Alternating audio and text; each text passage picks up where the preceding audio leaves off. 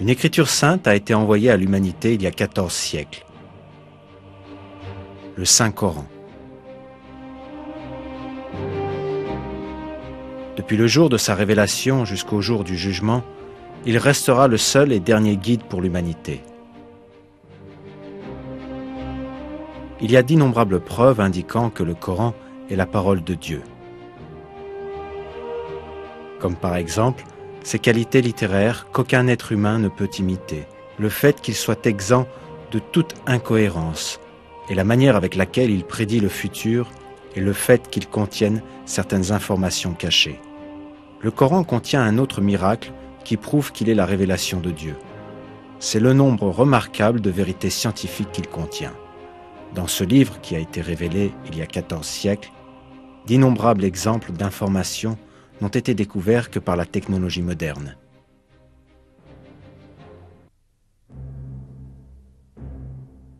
Les hommes de cette époque étaient dépourvus de science. Les conceptions de la nature de l'univers étaient basées sur la superstition et les mythes. Par exemple, les Arabes supposaient que la terre était plate et que les montagnes soutenaient le ciel. Mais toutes ces croyances superstitieuses furent éradiquées avec la révélation du Coran. Le verset « Dieu est celui qui a élevé bien haut les cieux sans piliers visibles » invalide la fausse croyance des Arabes concernant le ciel. Le Coran contient des informations sur de nombreux sujets que personne ne pouvait connaître à l'époque, de la création de l'univers jusqu'à la formation de l'homme, de la structure de l'atmosphère aux équilibres sur Terre. Des découvertes scientifiques récentes ont montré à quel point ces informations sont miraculeuses.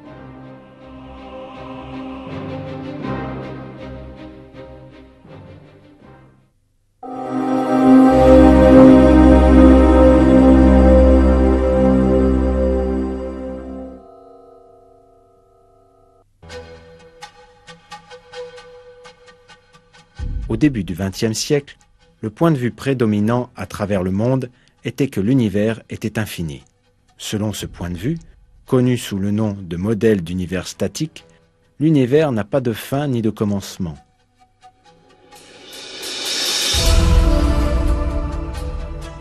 Cette idée domina le monde scientifique pendant de nombreuses années, jusqu'à l'apparition d'une preuve validant une théorie qui ébranlerait cette croyance erronée.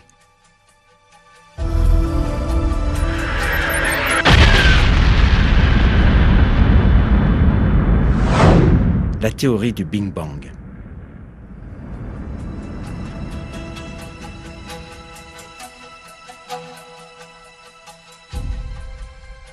Cette explosion émana d'un seul point il y a quelques 15 milliards d'années, à partir du néant.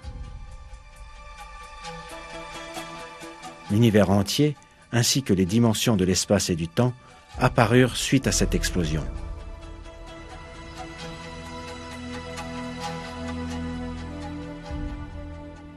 De nombreuses conclusions scientifiques soutiennent aujourd'hui la théorie du Big Bang. On a prouvé que l'univers a eu un commencement et qu'il est apparu à partir du néant par une énorme explosion. Ce fait, prouvé suite aux longues recherches dans le domaine de la physique, est également indiqué dans le Saint-Coran, et cela il y a 14 siècles.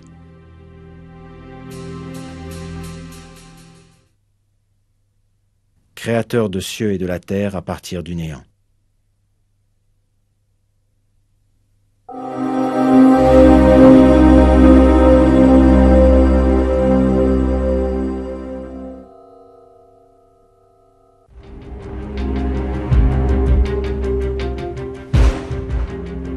Des recherches menées grâce à la technologie avancée de notre époque, ainsi que des observations et des calculs, ont jeté la lumière sur plusieurs secrets concernant l'univers.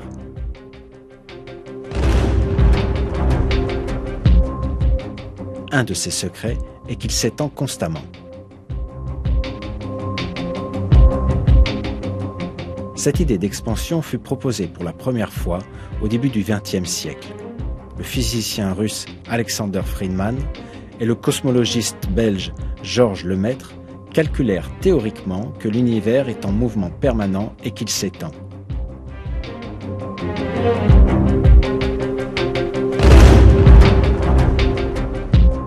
Ce mouvement fut confirmé par l'utilisation de données observationnelles en 1929. Pendant qu'il observait le ciel avec un télescope, l'astronome américain Edwin Hubble découvrit un fait surprenant.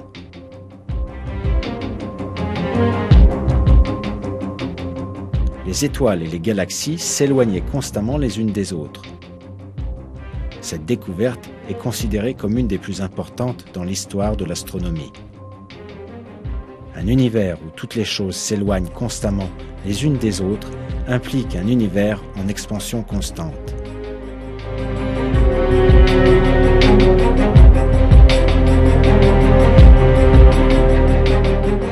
Les corps dans l'univers sont comme des points à la surface d'un ballon que l'on gonfle. De la même manière que plus l'on gonfle le ballon et plus les points à sa surface s'éloignent les uns des autres, les corps célestes s'éloignent aussi les uns des autres au fur et à mesure que l'univers s'étend. Il n'y avait aucune technologie et aucune science de l'astronomie il y a 14 siècles quand le Coran fut révélé. Personne ne connaissait ce fait.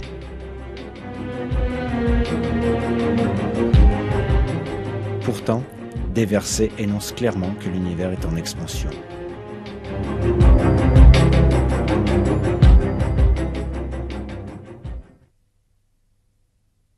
Le ciel, nous l'avons construit par notre puissance et nous l'étendons constamment dans l'immensité.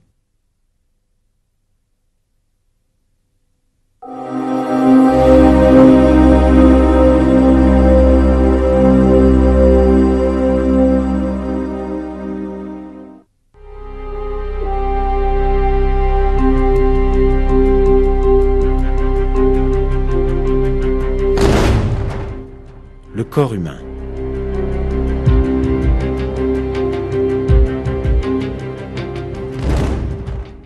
Une structure parfaite dont tous les détails n'ont pas encore été découverts.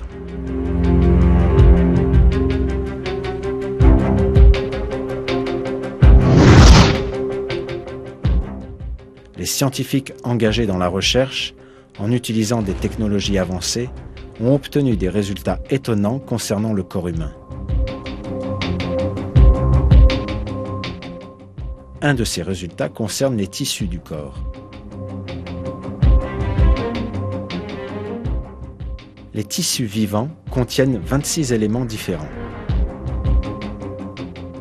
6 d'entre eux sont les plus communs. Le carbone, l'hydrogène, l'oxygène, l'azote, le phosphore et le soufre. Ces éléments fondamentaux représentent 95% du contenu de ces tissus. C'est une preuve scientifique importante de l'information révélée dans le Coran, la création de l'homme à partir d'argile. Car les briques de base qui composent pratiquement tout le corps humain sont présentes dans le sol sous forme libre ou composée. Le premier être humain a été créé par Dieu en façonnant de l'argile sous une forme humaine et en lui insufflant une âme. Cet événement miraculeux est décrit ainsi dans le Coran.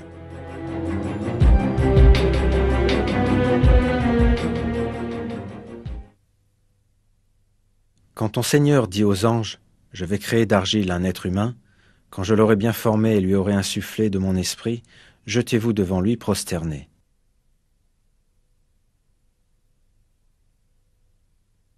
Dans un autre verset, Dieu nous dit « Nous avons certes créé l'homme d'un extrait d'argile. »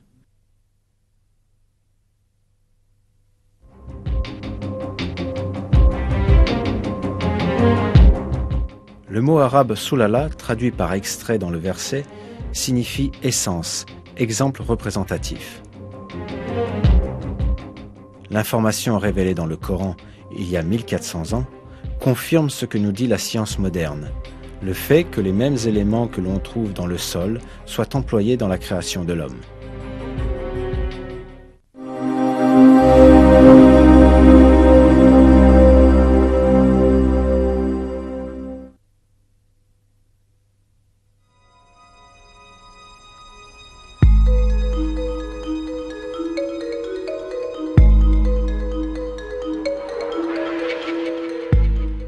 Considérons maintenant tous les êtres humains qui ont vécu jusqu'à maintenant et ceux qui vivent aujourd'hui.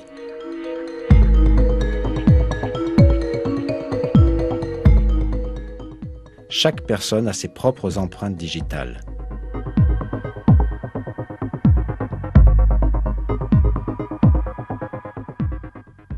Même les vrais jumeaux qui partagent les mêmes séquences d'ADN.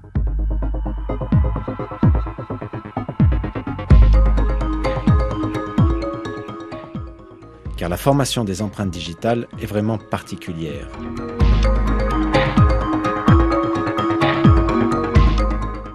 Les empreintes digitales atteignent leur forme finale avant la naissance, et elles resteront les mêmes pendant toute la vie, à moins qu'une cicatrice permanente n'apparaisse. C'est pourquoi les empreintes digitales sont acceptées comme une preuve importante de l'identité, exclusive à leurs propriétaires. Les scientifiques n'ont découvert cette caractéristique importante qu'à la fin du XIXe siècle.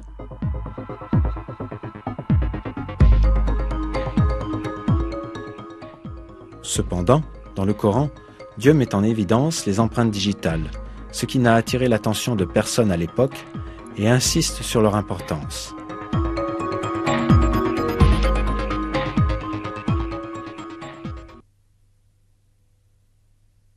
L'homme pense-t-il que nous ne réunirons jamais ses os? Mais si, nous sommes capables de remettre à leur place les extrémités de ses doigts.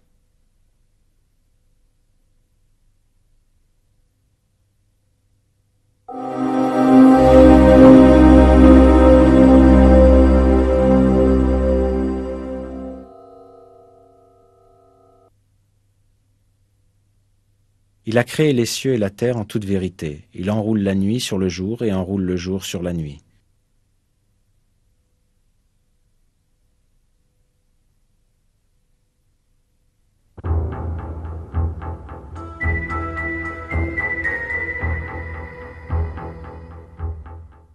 Le mot arabe qui est traduit par enrouler dans ce verset est yukavir.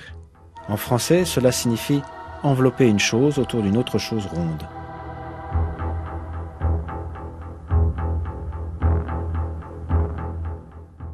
L'information donnée dans le verset concernant le jour et la nuit qui s'enroulent l'un sur l'autre inclut des données précises sur la forme du monde. Cela ne peut être vrai que si la Terre est ronde.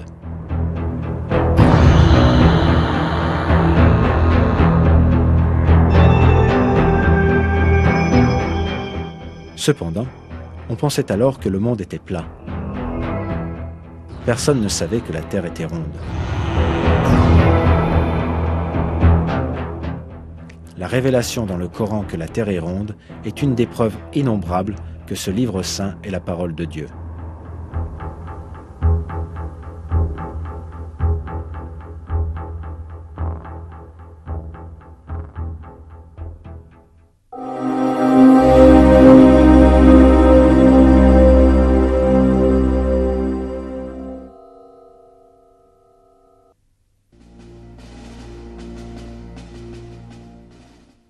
Un verset dans le Coran attire l'attention sur une caractéristique très importante des montagnes, la fonction de prévention des chocs dans la terre. Et nous avons placé des montagnes fermes dans la terre afin qu'elles ne s'ébranlent pas en les entraînant.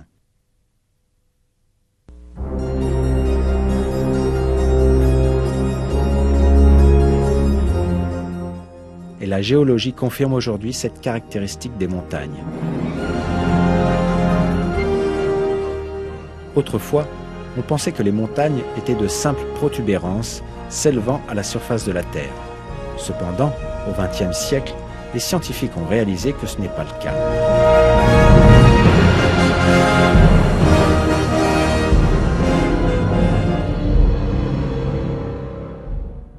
Les parties connues comme étant les racines des montagnes s'étendent aussi profondément que 10 à 15 fois leur propre hauteur.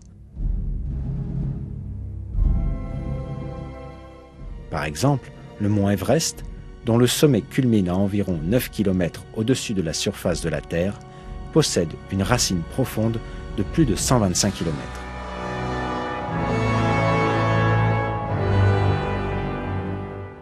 Les montagnes apparaissent suite au mouvement et aux collisions des plaques massives formant la croûte terrestre. Quand deux plaques entrent en collision, la plus solide glisse sous l'autre, celle du dessus se tord et forme des hauteurs et des montagnes. La couche du dessous avance dans les profondeurs et forme une extension profonde vers le bas. Ces extensions sont les racines des montagnes.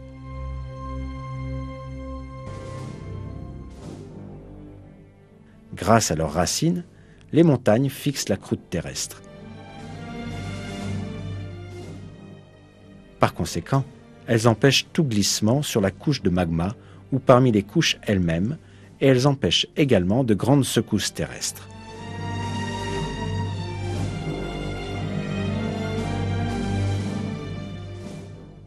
Avec ces caractéristiques, les montagnes peuvent être comparées à des clous maintenant des planches de bois ensemble. Dieu nous dit dans le Coran: «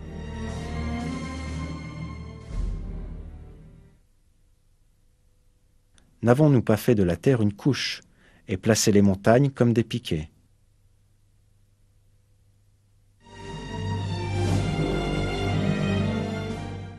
Le fait que cette fonction fût révélée dans le Coran, à une époque où personne ne le savait, est un autre des grands miracles du livre.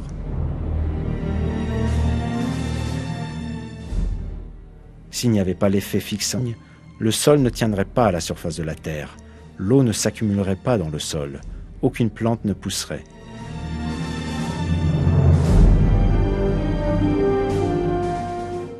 En bref, la vie sur terre serait impossible. Grâce à la miséricorde de Dieu, cependant, la terre est capable d'entretenir la vie.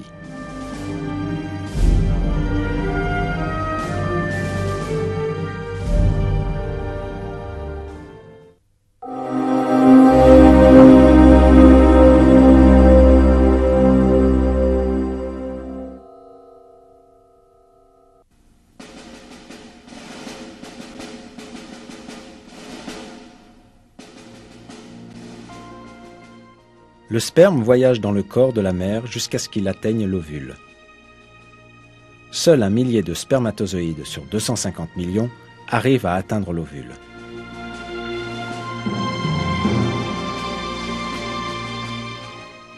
À la fin de cette course de 5 minutes, l'ovule, de la moitié d'un grain de sel, ne laissera entrer qu'un seul des spermatozoïdes.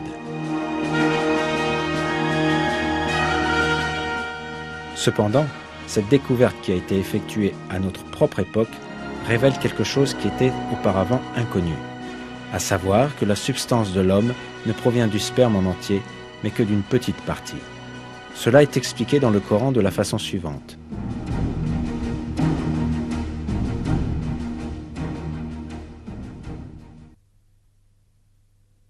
L'homme pense-t-il qu'on le laissera sans obligation à observer? N'était-il pas une goutte de sperme éjaculée?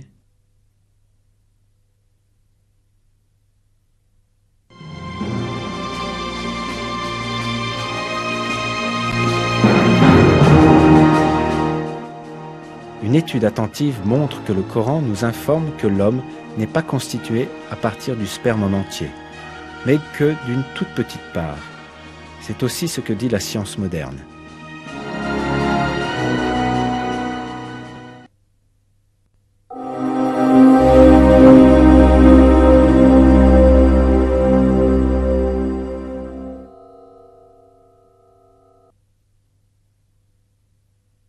Il vous crée dans les ventres de vos mères, création après création dans 3 ténèbres. Tel est Dieu votre Seigneur. À lui appartient toute la royauté, point de divinité à part lui. Comment pouvez-vous vous détourner de son culte?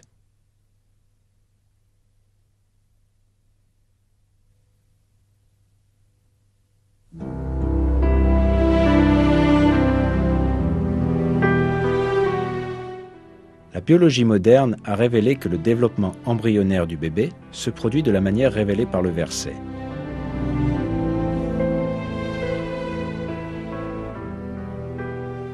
L'expression 3 ténèbres indique que 3 régions sont impliquées dans le développement de l'embryon.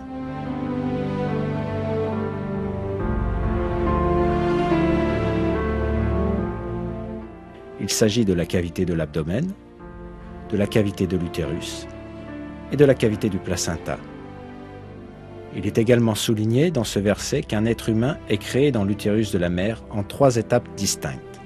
Dans l'embryologie humaine fondamentale, un texte de référence dans le domaine de l'embryologie, ce fait est énoncé de la manière suivante.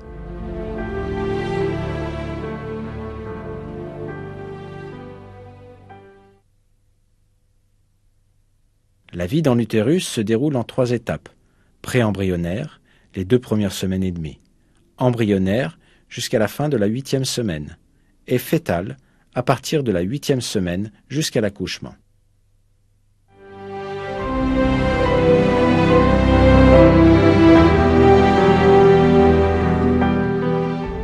Les données sur le développement dans l'utérus de la mère n'ont été disponibles qu'après des observations avec les appareils modernes.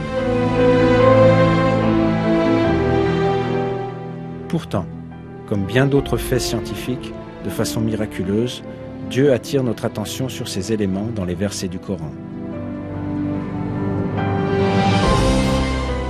Le fait que des données aussi détaillées et précises aient été données dans le Coran à une époque où les gens n'avaient que très peu d'informations sur les sujets médicaux est une preuve claire que le Coran est la parole de Dieu.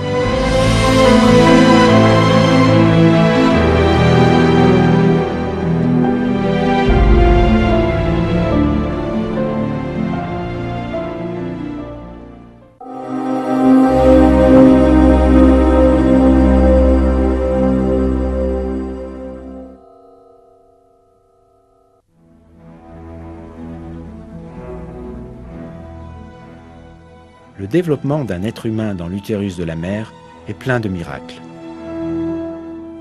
Les oreilles du fœtus commencent à se développer dès le 22e jour de grossesse et elles deviennent pleinement fonctionnelles au 4e mois. Après cela, le fœtus peut entendre les sons dans l'utérus de la mère. Pour cette raison, le sens de l'ouïe se forme avant les autres fonctions vitales pour un bébé nouveau-né. L'ordre indiqué dans le Coran est frappant de ce point de vue.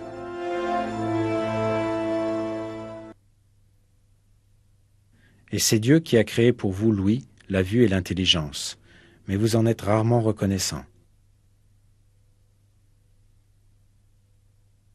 Dieu vous a fait naître du ventre de vos mères, dénué de tout savoir, et vous a donné l'ouïe, la vue et l'intelligence. Peut-être lui en serez-vous reconnaissant.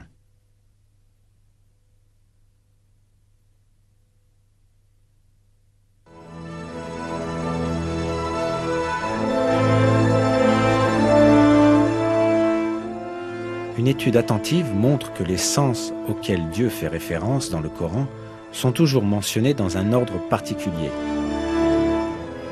L'ouïe, la vue et l'intelligence. C'est exactement le même ordre suivi par le développement des sens d'un bébé.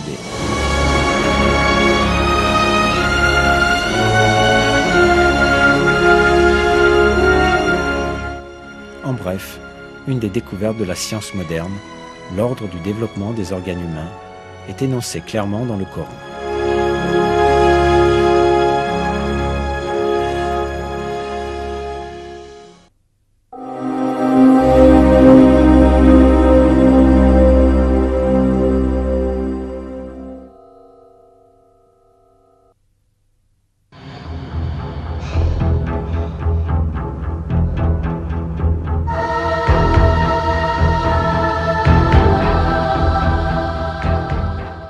Le Coran met un accent particulier sur un élément. Le fer.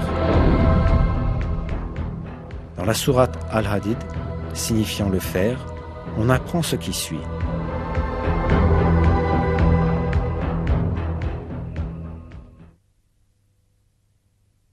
Et nous avons fait descendre le fer dans lequel il y a une force redoutable, aussi bien que des utilités pour les gens.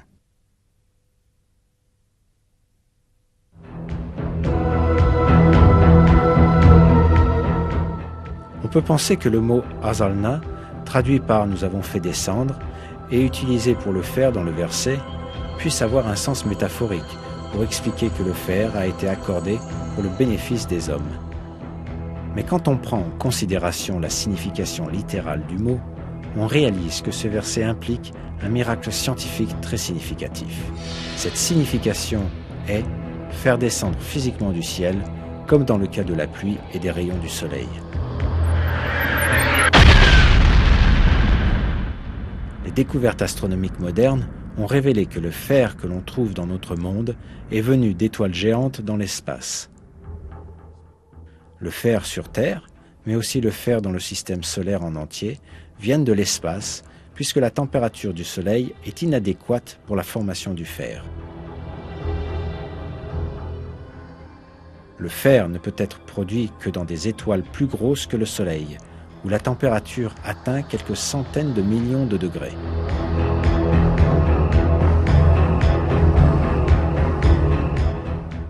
Quand la quantité de fer excède un certain niveau dans une étoile, celle-ci ne peut plus s'en accommoder et elle finit par exploser en ce qu'on appelle une nova ou supernova.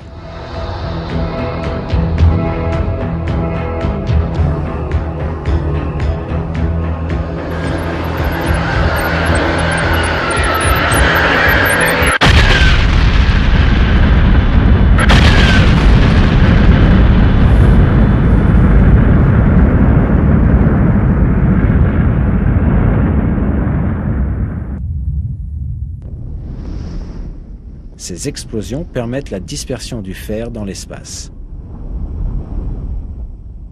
Tout le fer présent sur Terre provient de l'espace lointain grâce à ce mécanisme.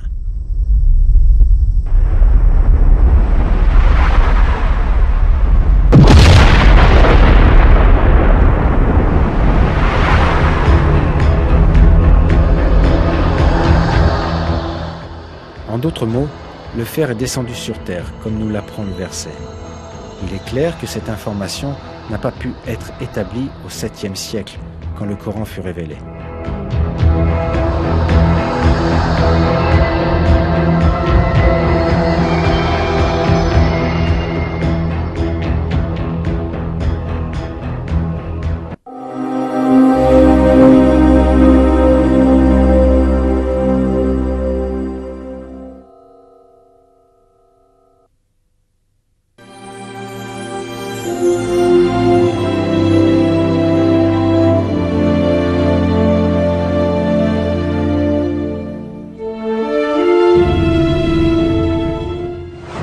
Il existe plus de 100 milliards de galaxies dans l'univers visible et chaque petite galaxie contient approximativement 1 milliard d'étoiles.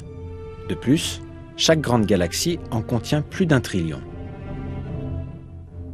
Beaucoup de ces étoiles possèdent des planètes et un grand nombre de ces planètes possèdent des satellites. Tous ces corps célestes suivent des chemins et des orbites très finement calculés depuis des millions d'années.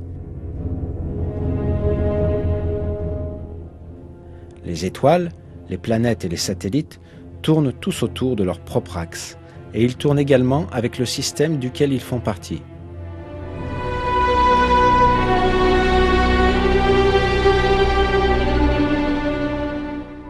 L'univers fonctionne suivant un ordre, tout comme les rouages d'une machine.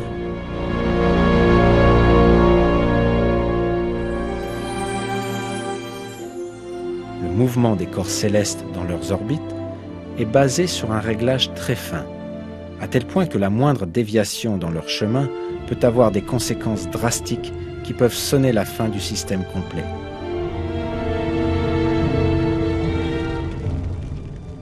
Par exemple, les conséquences d'une déviation de la course de la Terre de simplement 3 mm ont été décrites ainsi.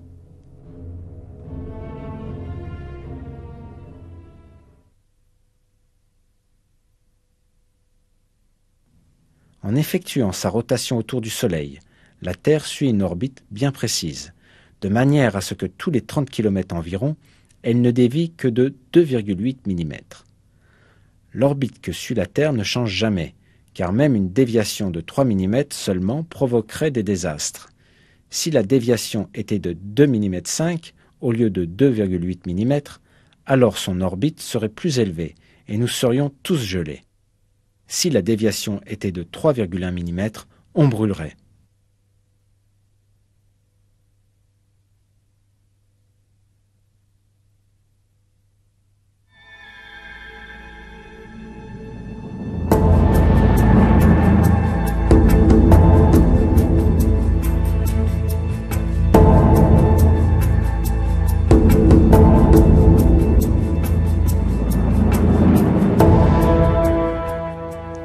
Ces faits n'ont été découverts que grâce à des recherches en astronomie au XXe siècle.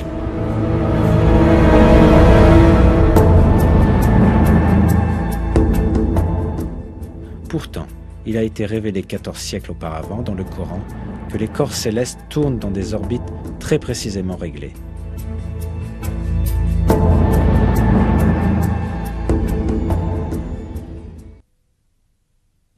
Par le ciel aux voies parfaitement tracées. Dans un autre verset, nous apprenons ce qui suit. Et c'est lui qui a créé la nuit et le jour, le soleil et la lune, chacun voguant dans une orbite.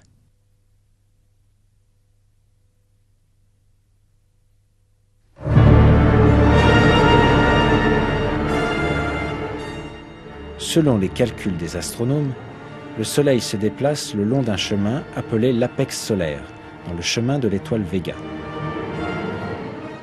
de la même manière qui est révélée dans le Coran.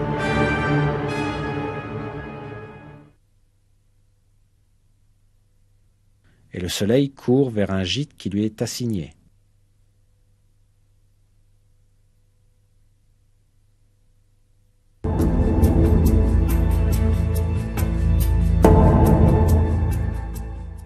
À l'époque de la révélation du Coran, l'humanité ne possédait aucun télescope pour scruter l'espace lointain, à des millions de kilomètres de distance, ni des technologies d'observation ou la science moderne de la physique et de l'astronomie.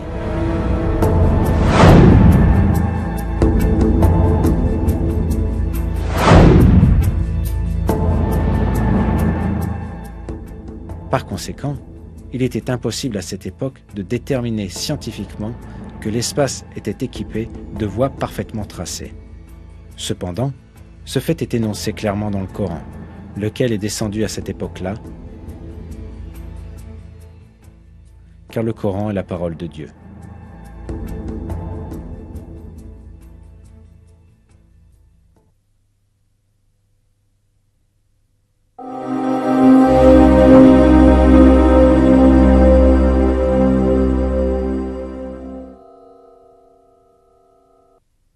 Par le ciel doté de retour.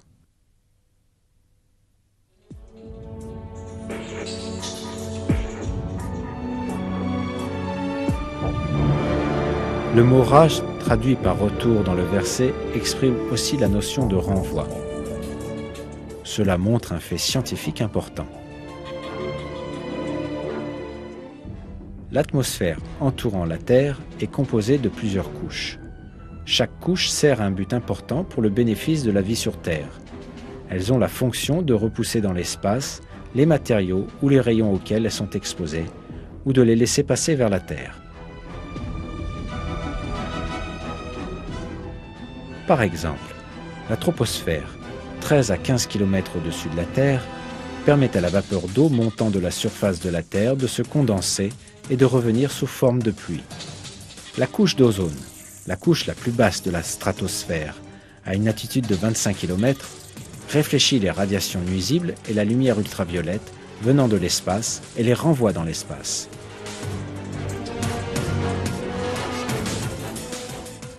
L'ionosphère réfléchit les ondes radio émises depuis la Terre vers d'autres parties du globe comme un satellite de communication passif. Ainsi, elle rend possible les communications sans fil, les émissions de radio et de télévision sur de longues distances.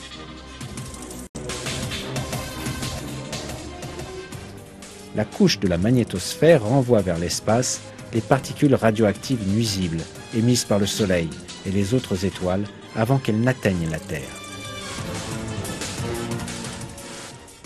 Le fait que cette propriété des couches de l'atmosphère, qui n'a été démontrée que récemment, fut annoncée il y a des siècles de ça dans le Coran, confirme une fois de plus que le Coran est la parole de Dieu.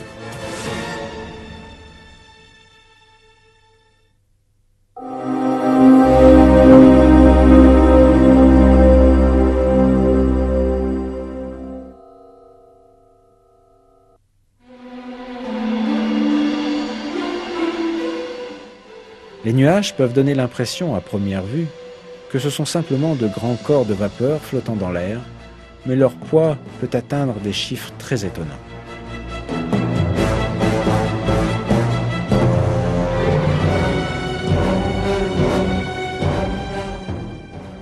Par exemple, un cumulonimbus, connu comme le nuage d'orage, peut contenir jusqu'à 300 000 tonnes d'eau. Le fait qu'une masse de 300 000 tonnes d'eau puisse rester en l'air est proprement stupéfiant. L'attention est portée sur le poids des nuages dans le Coran.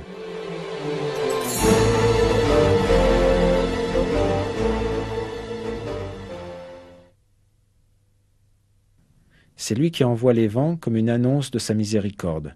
Puis, lorsqu'il transporte une nuée lourde, nous la dirigeons vers un pays mort de sécheresse, puis nous en faisons descendre l'eau, ensuite nous en faisons sortir toute espèce de fruits.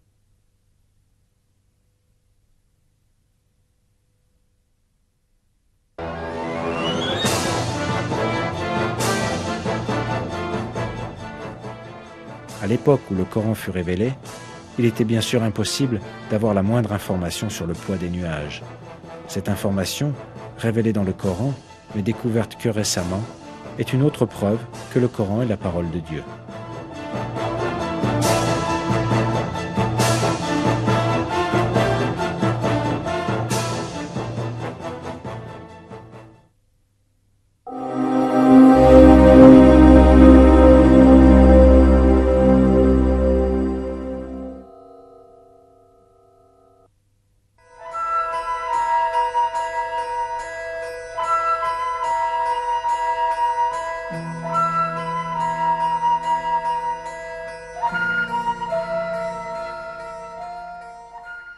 Dans les colonies d'abeilles où chaque abeille est affectée à une tâche spécifique, la seule exception concerne l'abeille mâle.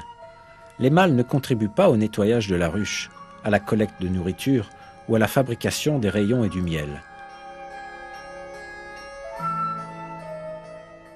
La seule fonction des abeilles mâles dans la ruche est d'inséminer la reine.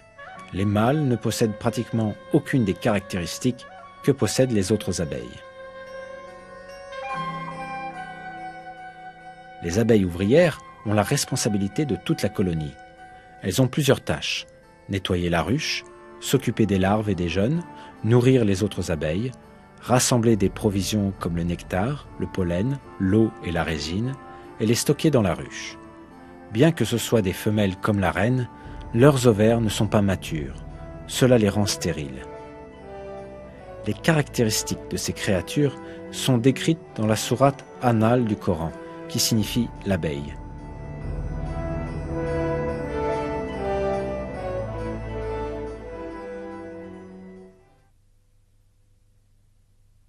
Et voilà ce que ton Seigneur révéla aux abeilles.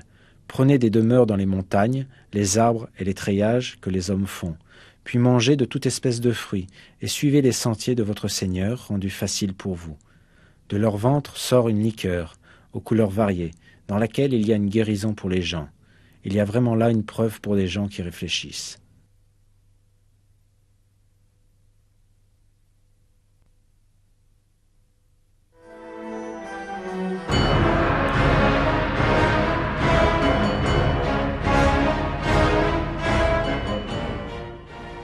Ce verset contient un secret important qui ne peut être compris que grâce à la grammaire arabe. En arabe, il existe deux usages différents pour les verbes. En fonction de l'usage, il est possible de déterminer si le sujet est une femelle ou un mâle. En fait, les verbes utilisés pour les abeilles dans le verset sont utilisés avec le format des verbes au féminin. À travers cela, le Coran indique que les abeilles qui œuvrent à la construction du miel sont les femelles. On ne doit pas oublier que le sexe des insectes ne peut se révéler que par les observations biologiques modernes. Le fait que les ouvriers sont tous des femelles n'a été établi qu'à notre époque. Pourtant, Dieu montre un autre miracle du Coran en attirant notre attention sur ce fait dans les versets.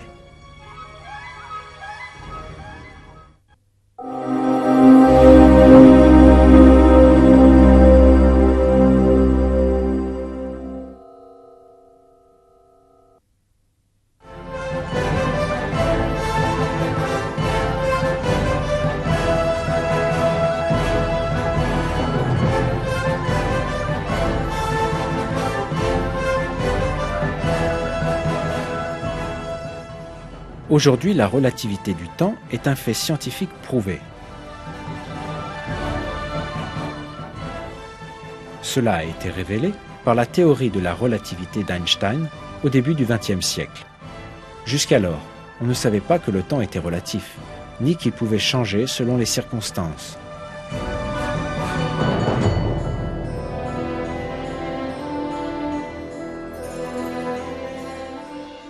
Pourtant, le célèbre scientifique Albert Einstein prouva ce fait en montrant que le temps est dépendant de la masse et de la vitesse. Pourtant, le Coran, révélé 14 siècles avant Einstein, possédait déjà l'information que le temps est relatif.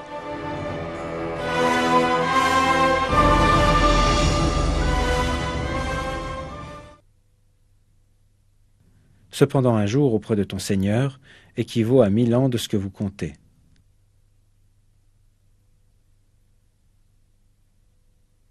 Du ciel à la terre, il administre l'affaire, laquelle ensuite monte vers lui en un jour équivalent à 1000 ans de votre calcul.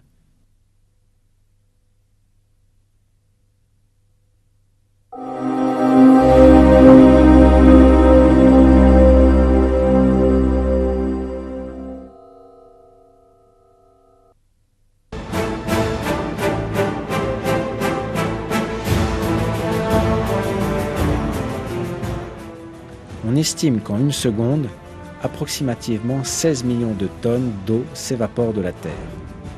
Ce chiffre s'élève à 505 trillions de tonnes d'eau en une année. Ce chiffre est égal à la quantité de pluie qui tombe sur la Terre en un an, et cette quantité est identique chaque année. Par conséquent, l'eau circule continuellement selon un cycle équilibré, selon une mesure. Cependant, cette mesure délicate, déterminée seulement grâce aux moyens de la technologie moderne, fut révélée miraculeusement dans le Coran.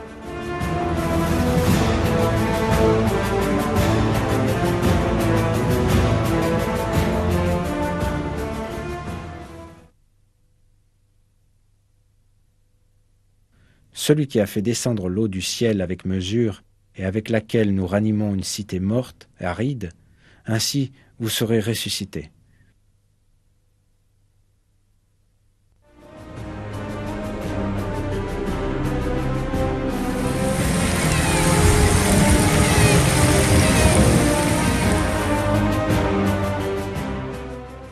La vie sur Terre dépend de ce cycle de l'eau. Même une déviation mineure dans cet équilibre aboutira rapidement à un déséquilibre écologique qui rendra la Terre impropre pour la vie.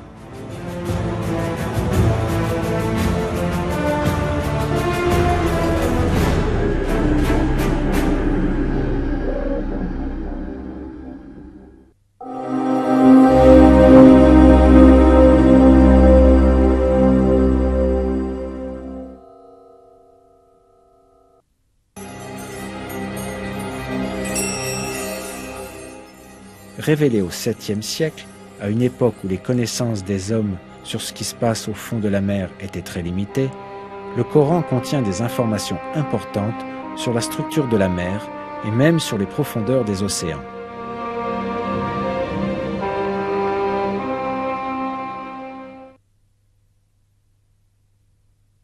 Il a donné libre cours aux deux mers pour se rencontrer. Il y a entre elles une barrière qu'elles ne dépassent pas.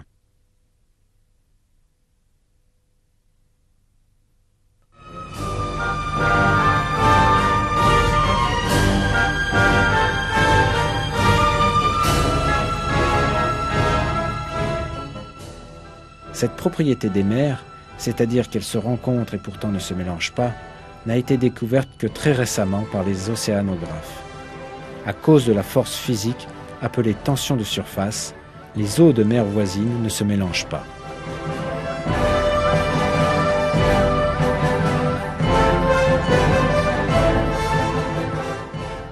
C'est un autre miracle que, au cours d'une période où les connaissances en physique ou en océanographie étaient très réduites, et la tension de surface inconnue, cette vérité fut révélée dans le Coran.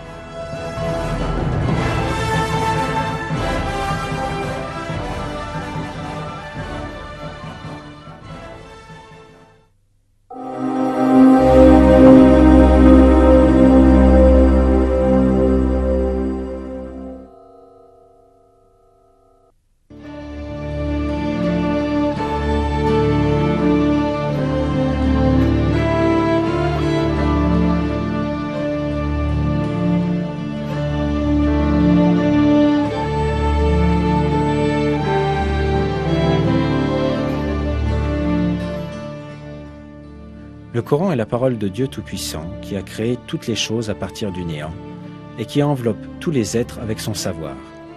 C'est pour ces raisons que ces faits qui n'ont été découverts par la science que très récemment apparaissent dans le Coran, envoyé il y a 1400 ans. Dans un verset, Dieu révèle cela à propos du Coran.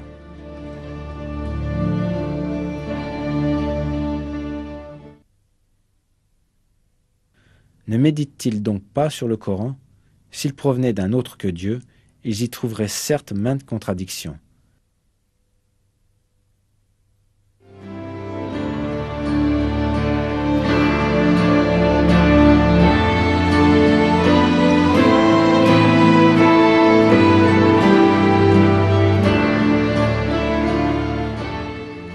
Il n'y a aucune contradiction dans le Coran.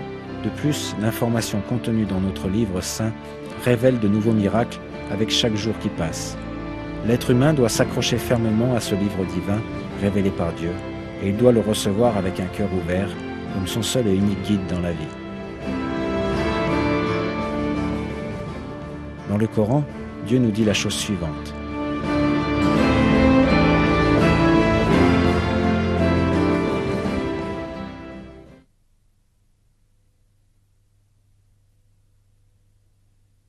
Et voici un livre béni que nous avons fait descendre. Suivez le don et soyez pieux afin de recevoir la miséricorde.